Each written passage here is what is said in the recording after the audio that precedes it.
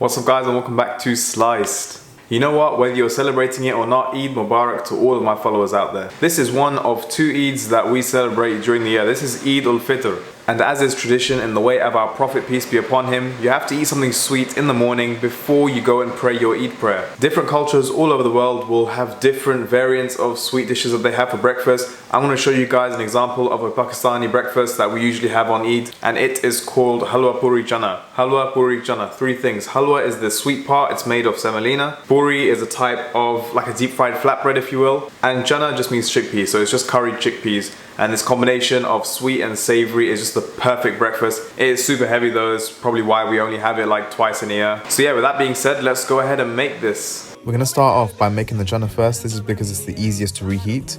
And to make this, you're going to need 1 whole onion and about 2 tablespoons of ginger and garlic paste. I'm also going to use a bunch of spices. I just use salt, pepper, chilli, turmeric, cumin, you know, the usual stuff. And I've got a bay leaf and 3 cardamom pods. I'm also using a tin of chopped tomatoes and a tin of chickpeas. You can use dry, just make sure you soak them.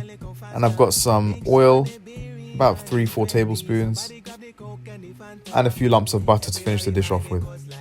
Now to make this, we're going to take the top off our onion and half it. You're going to peel it and then make a few cuts going down all the way down to the root, and then a couple cuts going across. And we're just going to chop this up nice and fine and keep it to one side. This is pretty much the only prep you'll have to do for this dish. Then in a pan, we're going to fill it with some oil and fry off our onions on a low heat. Add in our ginger and garlic paste and stir it in. Then I added the bay leaf and cardamom pods, fried until they were fragrant. Throw in all your spices and just stir them on a low heat. You can add some water to stop it from burning if you want, that's absolutely fine.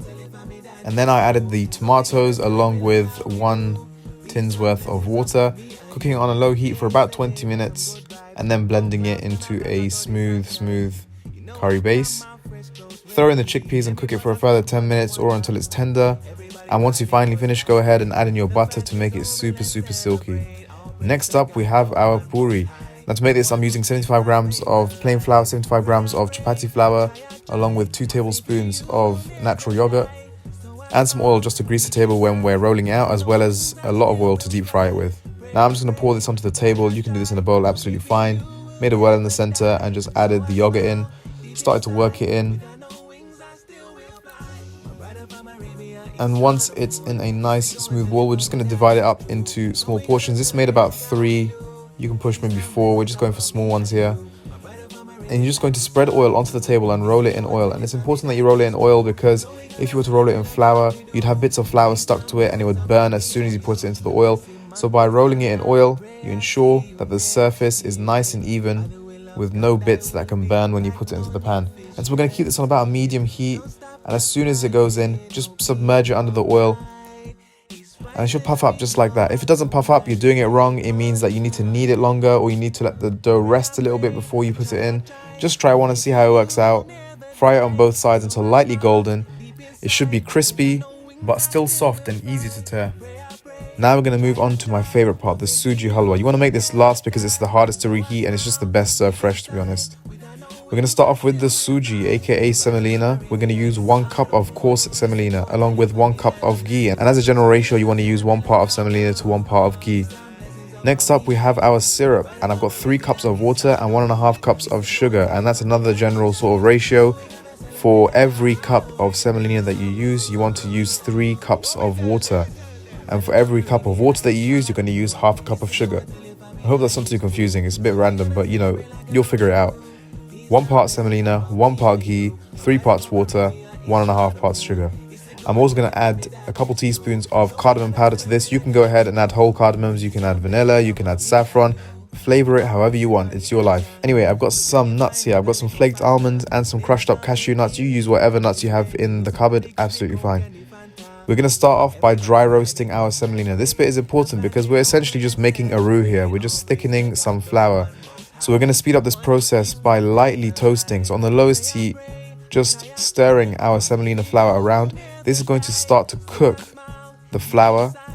And so when we actually thicken it, it's going to become an amazing pudding consistency rather than a thick, gloopy mess. So we're just going to toast this very lightly. It's going to help the cooking procedure a lot, trust me. Just make sure you don't get too much color on that.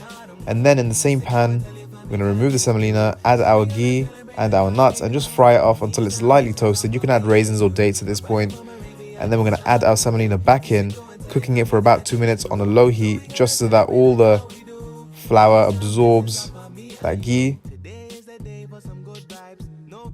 And then we're going to bring our sugar and water syrup to a boil. And after a couple minutes, I'm just going to add literally half a cup's worth. You can see how crazy it goes then. And you just want to let it settle, stir it in, allow it to get used to it. And then go ahead and add the rest of your water in. At this point, it's going to look like an absolute mess. It's going to look super watery. Don't worry, don't panic. I know it's going crazy. Have patience. Just stir it, control the heat. Make sure you stay back from the pot that you don't get burnt. And there you have it. It becomes this amazing, super silky, pudding-like consistency. And that is absolutely perfect. And you can do whatever you want with this. It's a very versatile recipe. If you want to make it thicker, use less water. If you want to make it thinner, add more water. It's that simple. And so with that being said, there is our halwa, poori and channa. And what else can be said other than Lord have mercy? This is absolutely banging. I hope you guys have a really good Eid. I hope you guys try this. Send me pictures at sliced_YT. Like, subscribe and all the rest of it. And I'll see you next time.